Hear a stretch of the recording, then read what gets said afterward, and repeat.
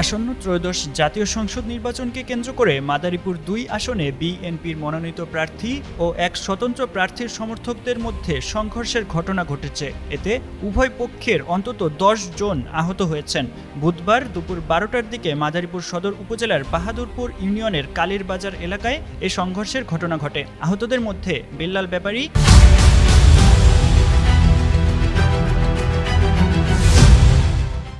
Advocate Mohidul Matubbar সহ আরও কয়েকজন রয়েছেন। গুরুতর আহত একজনকে ঢাকা মেডিকেল কলেজ হাসপাতালে পাঠানো হয়েছে। অন্যদের মাদারীপুর জেলা সদর হাসপাতাল সহ বিভিন্ন বেসরকারি হাসপাতালে চিকিৎসা দেওয়া হচ্ছে। প্রত্যক্ষদর্শী ও স্থানীয় সূত্রে জানা যায়, স্বতন্ত্র প্রার্থী মিল্টন বৈদ্য তার সমর্থকদের নিয়ে কালীর বাজার এলাকায় নির্বাচনী গণসংযোগে অংশ নেন।